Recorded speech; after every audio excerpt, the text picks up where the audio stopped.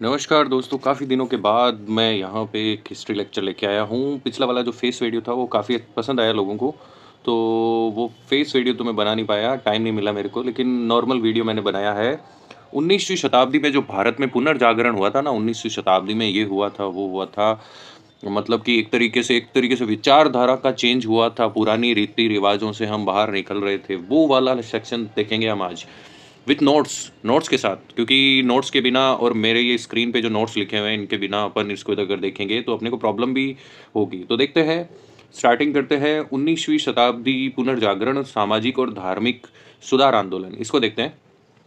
इसकी शुरुआत में जो लिखा हुआ है, पुनर्जागरण आधुनिक भारतीय इतिहास की एक महत्वपूर्ण घटना है जिसने भारतीयों को आत्मनिरीक्षण करने पर के लिए विवश किया। ये पुनर्जागरण जो है आत्मनिरीक्षण की, भाई हम पुरानी पद्धतियों के साथ जीना चाहते हैं या नए फाउंडेशन स्टोन्स या फाउंडेशन डालना चाहते हैं अपनी आने वाली पीढ़ी को।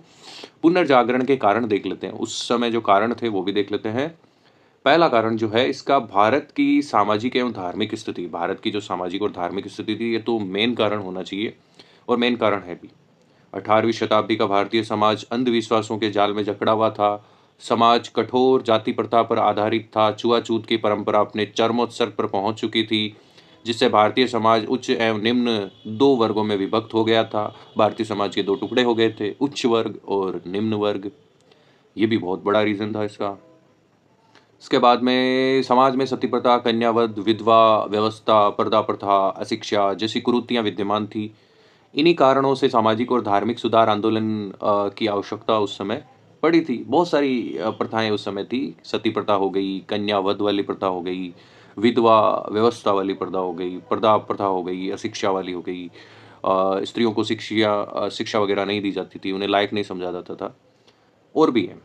सेकंड वाला है ईसाई धर्म का प्रचार-प्रसार। ईसाई धर्म कुछ-कुछ थोड़ा खुलापन इसमें आ जाता है हिंदू धर्म की अपेक्षा, थोड़ा-सा खुलापन आ जाता है। तो उस वजह से भी जो 19वीं शताब्दी में जो पुनर्जागरण हुआ था भारतीयों में, वो हुआ था। 1813 के अधिनियम द्वारा ईसाई मिशनरियों का भारत में आने और यहाँ बसने तथा प्रचार-प्रसार करने की अनुमति उस समय मिल गई थी। 1813 के अंदर इस अधिनियम। इस समय से भारत में ईसाई धर्म का प्रचार-प्रसार बहुत तेज़ी आई। बड़ी संख्या में निम्न वर्ग के हिंदुओं ने को ईसाई बनाया जाने लगा। इससे हिंदुओं की प्रतिक्रिया हुई और सुधार का कार्य प्रारंभ हुआ। तो उस समय हिंदुओं में जो सुधार हुआ था, उसकी एक तरीके से ईसाई बन रहे थे जो निम्न वर्ग के, उसको रोकने के लिए भी हो सकता है। मतलब ईसाई बहुत कन्वर्ट हो रहे थे, जो निम्न वर्ग के थे, उनके दिमाग में हीन भावना आ गई थी कि भाई इस धर्म में तो हमारी इज़्ज़त होती नहीं, तो क्यों ना हम अपना धर्म ही चेंज कर लें। प्राच्यवादियों का प्रभाव। प्राच्यवादी वे अंग्रेज विद्वान थे जो प्राचीन भारतीय संस्कृति से अत्यधिक प्रभावित थे। प्राच्यवादियों ने भारतीय इतिहास, धर्म, दर्शन, कला अध्ययन किया और प्राचीन उपलब्धियों को प्रकाश में लाने में योगदान दिया। इससे भारतीयों में आत्मगौरव है। तो इन्होंने प्राचीन भारतीय संस्कृतियों को बाहर लाए, तो आत्मसम्मान व की भावना भी भारतीयों में जागृत हो गई थी। तो आत्मसम्मान की भावना अगर किसी भी समाज में जागृत हो जाती है, तो समाज आगे जाके डेवलप ही होता है। अंग्रेजी शिक्षा एवं पाश्चात्य विचारधारा का प्रभाव हुआ उस समय। भारत में अंग्रेजी प्रभुत्व की स्थापना के साथ ही पाश्चात्यकरण या आधुनिकीकरण की प्रक्रिया प्रारंभ हुई। इसका प्रभाव कलकत्ता, मद्रास, बंबई में पहले पड़ा। इससे एक नए वर्ग का उदय हुआ, जिसे मध्य वर्ग कहा गया। तो एक नया वर्ग बन गया था उस समय, मध्य वर्ग, मिडिल क्लास जिसे हम बोलते हैं। ये मेनली प्रभाव कलकत्ता, मद्रास और बंबई में हुआ था। प्रमुख सुधारक जो थे, राजा राम मोहन जैसे महान सुधारकों के रूप में अब सामने आए। प्रमुख सुधारक देखते हैं राजा राम मोहन राय के बारे में। बंगाल से शुरू हुए सुधार आंदोलन का नेतृत्व राजा राम मोहन राय ने किया। इसी कारण इन्हें भारत के नवजागरण का अग्रदूत, इन्हें कहा जाता है, भारत के नवजागरण का अग्रदूत कहा जाता है, और आंदोलनों का प्रवर्तक और आधुनिक भारत का पहला महान नेता भी इन्हें कहा जाता है। राजा राम मोहन राय का शॉर्ट डिस्क्रिप्शन देख लेते हैं। इतनी महान शख्सियत है तो थोड़ा सा इसका इनका डिस्क्रिप्शन देखना भी बनता है। राजा राम मोहन राय एक दृष्टि में, राजा राममोहन राय को हम कुछ अपने लिहाज से इस तरह से देख सकते हैं कि भाई उस समय, जिस समय कोई ऊंची बात सोच भी नहीं सकता था, खुले विचार नहीं रख सकता था, उस समय इनका विचार एकदम खुला था। जन्म इनका हुआ था 1774 ईस्वी में बंगाल में। प्रथम ग्रंथ पारसी भाषा में कोहफल उल मुहिदीन, मतलब इनको फारसी भाषा का अच्छा नॉलेज था। और तोहफ़ल उल मुहिदीन इनका मतलब ग्रंथ था प्रथम। 1817 ईस्वी में डच घड़ीसाज़ डेविड हेयर के सहयोग से कलकत्ता में हिंदू कॉलेज की स्थापना की थी। हिंदू कॉलेज की स्थापना 1817 में इन्होंने की थी। 1825 ईस्वी में कलकत्ता में वेदांत कॉलेज की स्थापना भी इन्होंने की थी। 1828 ईस्वी में ब्रह्म समाज की स्थापना की थी। 1825 हो गया कलकत्ता वेदांत कॉलेज, 28 हो गया ब्रह्म समाज की स्थापना। उसके अलावा भी कई सारे उल्लेखनीय कार्य किए थे इन्होंने। 1829 में इनके प्रयासों से सरकार ने सती प्रथा निषेध कानून को भी पारित किया था। 1830 में मुगल सम्राट अकबर सेकंड ने इन्हें राजा की उपाधि दी। मतलब राजा इन्हें पहले कहा नहीं जाता था। मुगल सम्राट सेकंड ने इन्हें राजा की उपाधि दी और आसपास के जितने भी लोग हैं जो इनके मिलने वाले हैं, अंग्रेज हैं, वो इन्हें राजा कहने लग गए। तो इनका नाम हो गया राजा राममोहन राय। 1833 ईस्वी में इंग्लैंड में इनकी मृत्यु हुई। वहीं हिंदू परंपरा के अनुसार इनका दाह संस्कार भी किया गया। तो ये राजा राममोहन राय का एक शॉर्ट सा डिस्क्रिप्शन था। पहला ग्रंथ फारसी भाषा में तोहफ़त उल मुहिदीन एकेश्वरवाद को उपहार प्रकाशित हुआ फारसी में लिखा गया। तो उस समय फारसी के जानकार बहुत अच्छे लोग थे इंडिया में। इसमें मूर्ति पूजा का विरोध किया गया और एकेश्वरवाद को सब धर्मों का मूल बताया गया। मतलब एक ईश्वर की पूजा करनी चाहिए और मूर्ति पूजा का उस समय विरोध किया था। ये एक्चुअली में अपन इसको आज के परिप्रेक्ष्य में देखेंगे तो थोड़ा अजीब सा लगेगा कि इन्होंने मूर्ति पूजा का विरोध कर दिया। लेकिन ये उस परिप्रेक्ष्य में बहुत अच्छा था। जब मंदिरों को तोड़ा जा रहा था तो जितने भी लोग थे उनका जो दृढ़ निश्चय है वो थोड़ा डगमगाता जा रहा था। हिंदू समाज में हो, यहाँ के जितने भी संप्रदाय हैं उनमें डगमगाता जा रहा था। तो एकेश्वरवाद का अगर प्रण दिया जाए कि भाई ईश्वर एक है और उसे अपने मूर्तियों में नहीं देखना चाहिए, तो हिंदू समाज को बचाने का काम किया उन्होंने उस समय।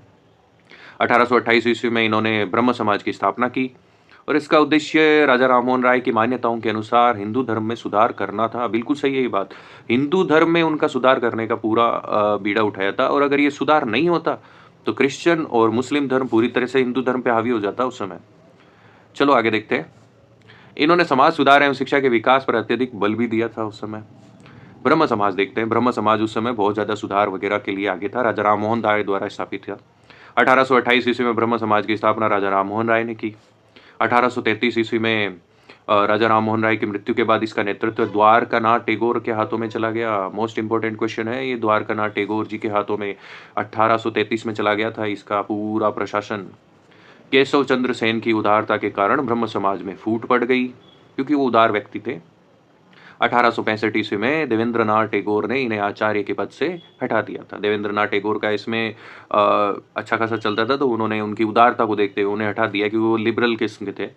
केशव चंद्र सेन ने भारतीय ब्रह्म समाज की स्थापना की। तो ब्रह्म समाज से अलग होकर इन्होंने भारतीय ब्रह्म समाज बना लिया। केशव चंद्र सेन के प्रयासों से सरकार 1872 ईस्वी में ब्रह्म विवाह एक्ट को भी पारित किया था। और भी आगे देखते हैं। काफी फूट पड़ जाने के बाद 1878 ईस्वी में भारतीय ब्रह्म समाज में फूट पड़ गई। केशव चंद्र के अनेक अनुयायी मिलकर साधारण ब्रह्म समाज की स्थापना, जिसके अध्यक्ष बने आनंद मोहन बसु, जिन्होंने भारतीय ब्रह्म समाज में भी फूट पड़ गई। तो देखते हैं कुछ ब्रह्म समाज के ही डिस्क्रिप्शन। जैसे ब्रह्म समाज जो था इसके संस्थापक थे राजा राममोहन राय। 1828 के अंदर आदि ब्रह्म समाज है, इसके संस्थापक माने जाते देवेंद्रनाथ टैगोर जो बिल्कुल बदलाव के खिलाफ थे। ये 1833 मान सकते हैं। भारतीय ब्रह्म समाज जो है संस्थापक है केशव चंद्र सेन और साधारण ब्रह्म समाज है संस्थापक है आनंद मोहन बसु और उनके सहयोगी। अब हम ईश्वर चंद्र विद्यासागर के बारे में भी जान लेते हैं। इनकी विद्वता के कारण इन्हें विद्यासागर की उपाधि मिली। विद्वान थे, बहुत अच्छे। समाज सुधार के क्षेत्र में इनका सबसे बड़ा जो काम था, विधवा विवाह को कानूनी मान्यता इन्होंने दिलवाई थी। उस समय विधवा विवाह तो बहुत ही बड़ी एक बात थी कि किसी विधवा का विवाह हो जाता था। इन्हीं के प्रयासों से ब्रिटिश सरकार ने 1856 में विधवा पुनर्विवाह अधिनियम को पारित किया था। स्त्री शिक्षा के विकास में भी इनका योगदान महत्वपूर्ण। इन्होंने बैतूल स्कूल से निरीक्षक की हैसियत से 35 बालिका विद्यालयों की स्थापना की थी बैतूल में। यंग बंग आंदोलन के प्रवर्तक हेनरी विवियन डेरोजियो थे। डेरेजियन आधुनिक पाश्चात्य विचारों से प्रभावित थे। सुरेंद्रनाथ बनर्जी ने हेनरी विवियन डेरेजियो को आधुनिक सभ्यता का अग्रदूत और अपनी जाति के पिता के रूप में स्वीकार किया। प्रार्थना समाज देखते हैं। प्रार्थना समाज है 1867 ईस्वी में केशव चंद्र सेन की प्रेरणा से आत्माराम पांडुरंगा ने इसकी स्थापना की थी। आत्माराम पांडुरंगा ने इसकी प्रार्थना समाज की केशव चंद्र सेन की जो प्रेरणा है उससे 1869 ईस्वी में महादेव गोविंद रानाडे और आर.जी. भंडारकर जैसे लोगों ने भी इसके सदस्य बने। परमहंस मंडली देख लेते हैं। 1849 में आत्माराम पांडुरंग ने बंबई के में परमहंस मंडली की स्थापना की। अन्य प्रमुख सदस्यों में दादोबा पांडुरंग एवं बालकृष्ण जयकर थे। ये एकेश्वरवाद और विश्व बंधुता की अवधारणा पर आधारित थी। हम ईसाई धर्म के अनुष्ठानों की नकल करते थे। इससे इन पर जनता के संदेह होने लगा। अतः ये इस नकल परमहंस मंडली बाद में समाप्त हो गई थी। और भी बहुत सारे थे, जैसे आगे देखते हैं। एम.जी. रानाडे इसके वास्तविक संस्थापक थे। इन्होंने महाराष्ट्र का सुकरात भी एम.जी. रानाडे को कहा जाता है। आगे है थियोसॉफिकल सोसाइटी। आई होप ये वीडियो थोड़ा बड़ा हो रहा है, तो इसके बारे में डिस्कशन हम किसी और वीडियो में करेंगे। मेरे नोट्स अगर आपको पसंद आते हैं तो आप मेरा चैनल सब्सक्राइब कर सकते हो, और सब्सक्राइब करने के बाद आप मेरे वीडियोस को देख सकते हो। आई होप आपको बहुत ही अच्छी नॉलेज मिलेगी। और मैं हिस्ट्री को कुछ नॉर्मल तरीके से ही पढ़ा रहा हूँ, अभी थोड़ा स्पेशल इफेक्ट नहीं डाल रहा हूँ, फिर भी आपको काफ़ी सहायता मिलेगी। और please subscribe my YouTube channel. धन्यवाद।